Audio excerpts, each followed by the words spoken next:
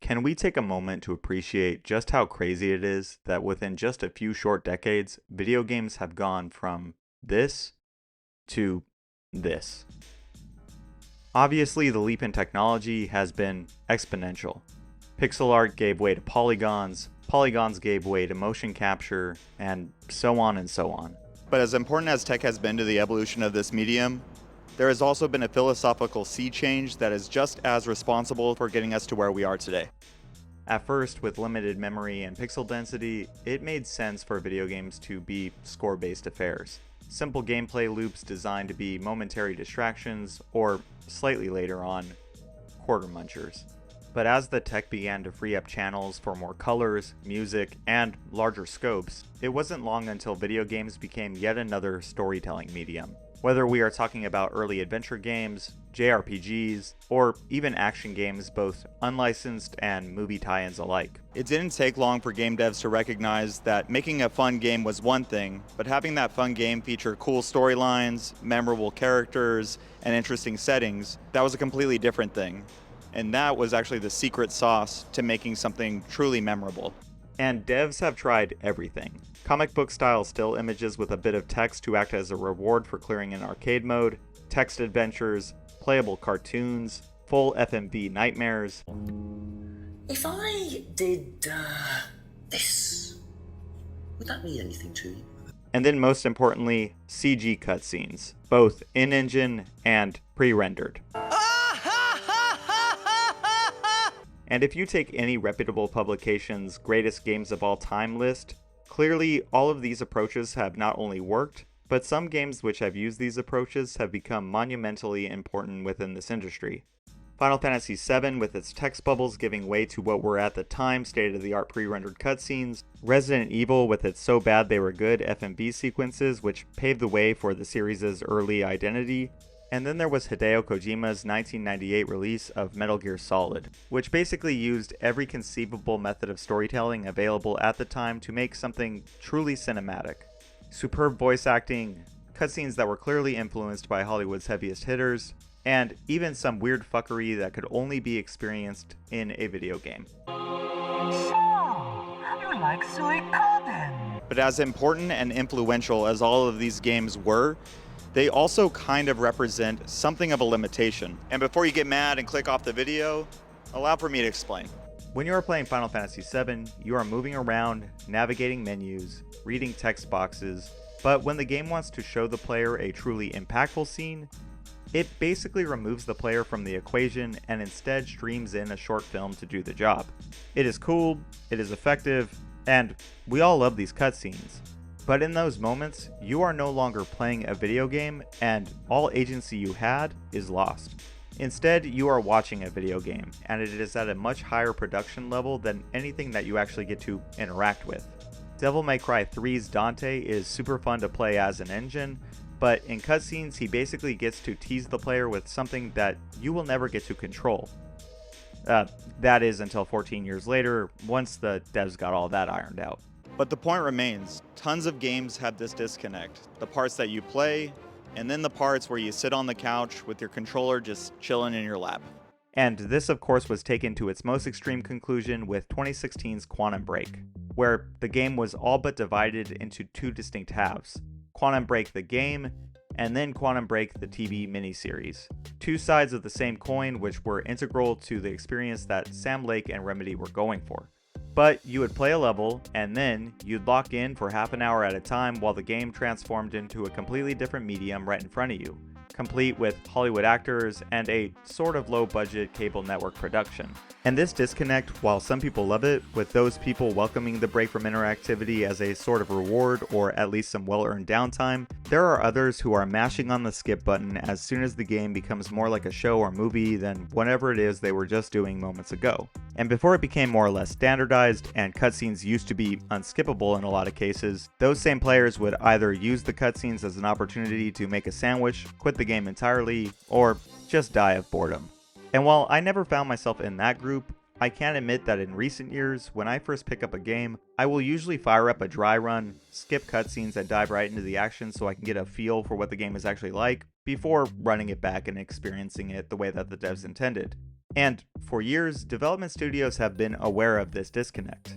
Some don't care and will jump into hour-long cutscenes, some have wanted to have their cake and eat it too, and have put QuickTime events into largely uninteractive cutscenes as a sort of compromise, or at the very least a trap for those who had the audacity to look away during these sequences. But then there were some games that have tried to do away with the downtime and cutscenes altogether. Whether we are talking about Half-Life, BioShock, or any other immersive sim title, basically anything by or influenced by Harvey Smith, Warren Spector, or Ken Levine, these games leverage their first-person perspective to try and keep the player in the world as much as possible through environmental storytelling. And in BioShock, the world itself and its set dressing are just as, if not more important to figuring out what is going on in Rapture than any of the audio logs, radio calls, or scripted events. But even in games like these, there would inevitably be a moment where movement would be restricted, or the camera would move on its own in order to make sure that important sequences were given the gravitas that the developers intended. It is a small compromise to be sure, and at least for me, I find these to be fairly elegant solutions, but today's video is about two games that I think have actually pushed the concept of interactive storytelling further than anything I've seen before, and two games that I think should be played by all gamers and developers alike, as some of the stuff that these titles are doing is something truly special. 30 Flights of Loving is the kind of experience which is shot out of a cannon and refuses to let up. Released in 2012 by sole developer Brendan Chung, a one-time Source and Quake 2 modder turned professional designer for Pandemic Studios. That is, before EA killed the house that Mercenaries, Star Wars Battlefront 2, and Destroy All Humans built in 2009. But when one door opens, or whatever dumb shit people say, Brendan decided to take his hobbyist solo development that he had been doing in his free time with projects like his Citizen Able anthology, and take things to the next level by opening his own one-man dev studio known as Blindo Games. And while he was able to garner a little notoriety with titles like Gravity Bone, more on that later, and Flotilla, it wasn't until this upstart studio's fourth release of 30 Flights where the larger industry really started to lock in on what Brendan was doing, and a new method of interactive storytelling was born. But rather than just jumping into explaining it, I'm going to let a minute of this game run in earnest in order to show you what I am talking about.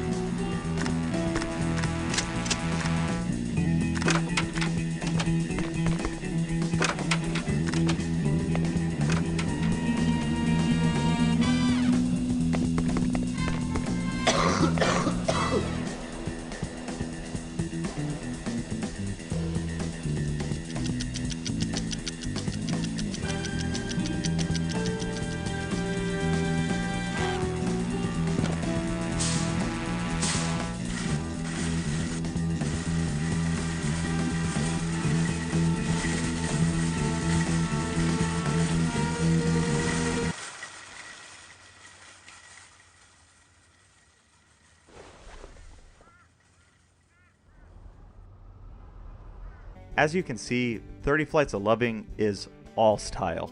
The heavily modified id Tech 2 engine gives way to Chung's take on the voxel, papercraft, Minecraft aesthetic. Composer Chris Remo's score is bombastic and unrelenting, but most notably this game features very little in the way of exposition or dialogue, and keeps the pace thundering along with the use of something that I had never seen done in a video game before, or seldom since, and that is heavy editing, principally through the use of jump cuts.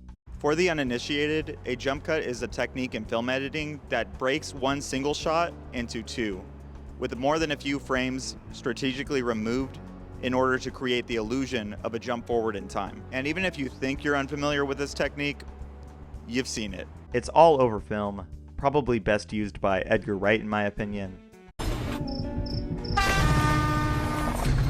and it is almost ubiquitous with modern YouTube editing.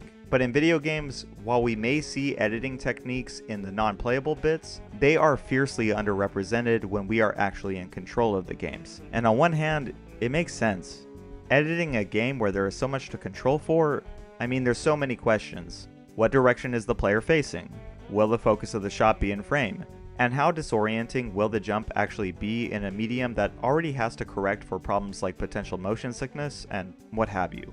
But Brendan Chung said, fuck all that, and made something that is easily one of the most cinematic experiences that I've ever played, without repeatedly taking control away from the player. On paper, 30 Flights is a short story about a bootlegging operation gone wrong, but it is in the way that Chung catapults you through it that makes it special.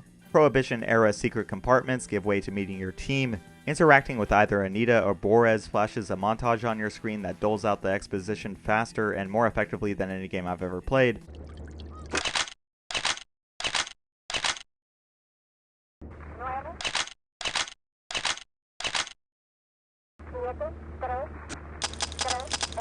And then you set out on your final job as the game seamlessly teleports you back and forth in time. In one moment you will find yourself pushing your injured teammate through an airport on a luggage trolley as it gives way to a short vignette where you are sharing an intimate moment with one of your partners. The same partner who was just pointing a gun at your face in this game's opening, with only small details like whether or not Anita currently has a prosthetic leg offering some vague sense of chronology. 30 Flights of Loving is just a game that goes, and it is up to the player to keep up. The first Blendo produced game, Gravity Bone, which is included with the purchase of 30 Flights of Loving, and which in turn was the first entry in Chung's Citizen Able anthology to not look like just another Quake 2 mod. This game too flirted with the idea of this abstract storytelling, but by comparison, it is fairly linear and simple compared to what is going on here in 30 Flights of Loving. In Gravity Bone, you play as a private contractor, you get some jobs done, you platform, you quite literally bug targets and what have you, but eventually things go bad. And in the ultimate confrontation, things go as bad as they can, giving way to this incredible, interactive, life flashing before your eyes montage.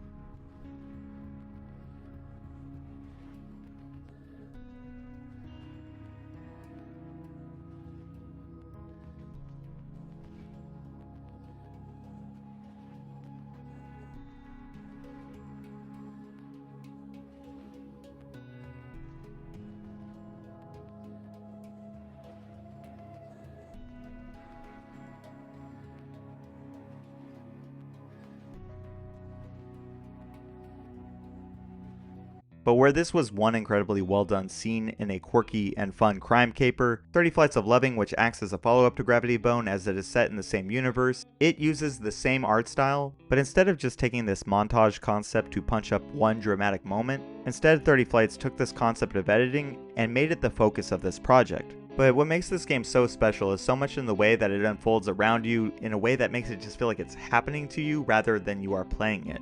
It may be more like a walking simulator in terms of how you actually play this game, with light interaction and movement being the real scope of player agency, but between the chaos of everything going on and the silky smooth Quake 2 inspired movement, somehow this game feels like it belongs to a completely different genre than something like Gone Home or The Suicide of Rachel Foster. You are always at this game's mercy, and you have to keep up with its frenetic pace in order to get the full experience. And I don't know, man, I just fucking love this title. So much so that this short game, like seriously short game, like it can be completed in less than 10 minutes even on a casual playthrough short, this game has occupied my mind far more than its meager runtime would suggest.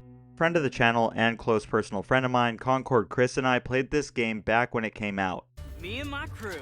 And for years, just about 13 at the time of this writing, this game has come up in our conversations time and time again, to the point where it has often been used as something of a shorthand in our conversations. Whenever a game is bloated, they should have 30 Flights of Loving it. Whenever a sequence goes on for just a little too long, what would Brendan Chung do here? And considering how everything being done here in 30 Flights is all done in a single uninterrupted flow of ideas without even the opportunity of fail states, everything is authored to fit within this breakneck pace. And just as quickly as it makes its presence known, it's over. But how this game differentiates itself from just about everything else?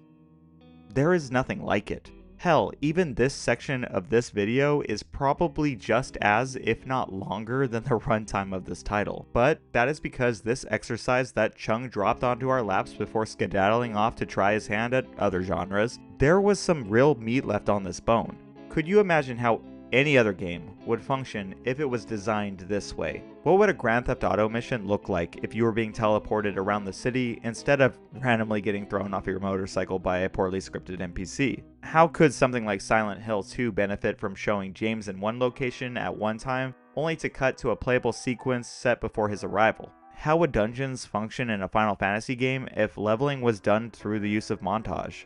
The possibilities here are endless. But modern games, at least the cinematic ones, seem to be chasing the continuous shot model, with games like God of War and Hellblade extolling the virtues of emulating films like 1917, Silent House, or that one incredible sequence from Children of Men. But the difference between a movie with Hollywood-level directors and actors is that here in video games, the director kind of has to assume for the lowest common denominator, as try as they might, there is nothing stopping a player from running Kratos into a wall for 30 seconds at a time, or Arthur Morgan steering his horse off the beaten path and receiving a mission failed alert. These kinds of experiences, while admittedly awesome in their own right, are the antithesis of what is being done here. And a moment like the infamous Snake Eater ladder sequence is the prime example of lingering on a single shot for far too long. Simultaneously awesome, cheesy, stupid, annoying, and then kind of funny at the end as you feel like you're in on the joke. All of this is antithetical to what Blendo Games did back in 2012. And I'm not saying that all games should be like 30 Flights, but I am saying that I do wish more were. And lucky for me, there is at least one game I can think of which owes much of its identity and framing to Brendan Chung's 2012 release. And that is Variable State's 2016 release of Virginia. Virginia is pure interactive cinema, deeply in the vein of 30 Flights. And real quick, before you assume that I am just drawing connections on my own and attributing Virginia's choices to some coincidental artistic design, right after the marquee positions in this game's credits, we are shown the following acknowledgement. But instead of the over-the-top chaos of 30 Flights, here in Virginia, directors Jonathan Burrows and Terry Kennedy decided to slow it down a bit. Virginia follows Special Agent Ann Tarver after her recent graduation from Quantico, as she tackles her first case surrounding the disappearance of a young boy in rural, Virginia. This title uses the same choppy storytelling mechanisms as 30 Flights did, the jump cuts, the indirect narrative, the mixing up of chronological order, and the importance of musical scoring as done here by Lyndon Holland. And similar to Chung's work, Virginia also mixes things up from the more action-packed one moment to the truly quiet and banal the next. But Virginia takes far more time to get moving, and gives specific scenes far more time to breathe. Where 30 Flights was a 10-minute blitzkrieg, Virginia is about the length of a feature film, clocking in around 2 hours. And because of this larger scope, this title gets to mess around with more repetition and motif. Its tone is somber, its execution dreamlike and surreal, and its narrative paints with such a wide brush that it even covers things like hypothetical outcomes, drug trips, and more than one dream sequence. But because of the whole smash cut approach, it is often unclear when, where, or if something is happening, or if it's happening at all. If I were to shorthand it, it's definitely in the wheelhouse of something that David Lynch would inspire, with its small town covering up a missing persons conspiracy, and the way that things that happen here in this narrative can make the player question their sanity. But because it is here in a video game, again, it feels more like it is happening to you, as opposed to you feeling like the disconnected third party. You are Agent Tarver. You're the one who conducts this investigation. You're the one who trips out. You are the one who experiences her out-of-body dream states. And there is just something special that happens even in the small moments where you are just walking down a staircase just to find yourself past the next landing in a blink of an eye. Both of the games that I've talked about in this video use the passage of time, no matter how small, to indicate that you are only seeing the important bits. But with Virginia being more akin to a film, complete with a widescreen aspect ratio to really sell the illusion, there are sequences here that really just go way harder than they have any right to. Finding the missing boy's hidden dark room feels tense and unnerving. This chance encounter at a gas station is simultaneously incredibly fun and slightly terrifying because of the first-person perspective. There is this whole drug trip sequence that is something right out of Eyes Wide Shut, and then there is this scene that takes place in a bar that is easily one of the most melancholic sequences I've ever seen in any medium.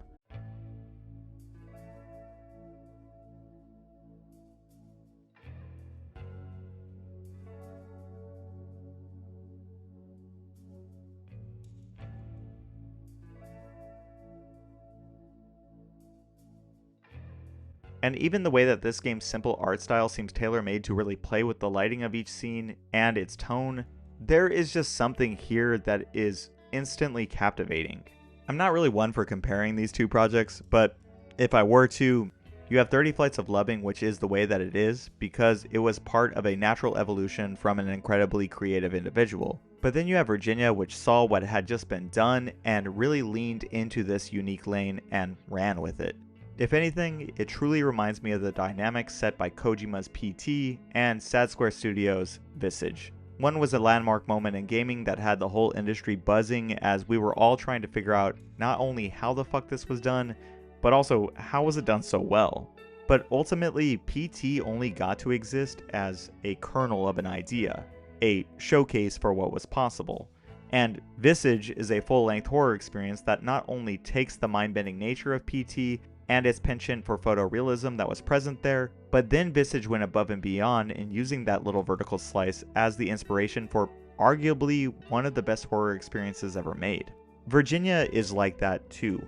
Brandon Chung walked so Burroughs and Kenny could run, and I'm so happy that someone not only picked the torch up, but then they went on to knock it out of the park in this way. Seriously, if you have any interest in narrative-based games at all, you need to play Virginia. You need to play 30 Flights of Loving 2 while you're at it, but I think that Virginia is a more fully realized version of this concept as it encapsulates just about every lesson from Chung's experience and makes it something that feels fully fleshed out.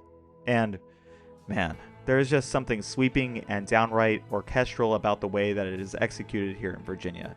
The game works its way up into a swell and comes crashing down around you in a crescendo.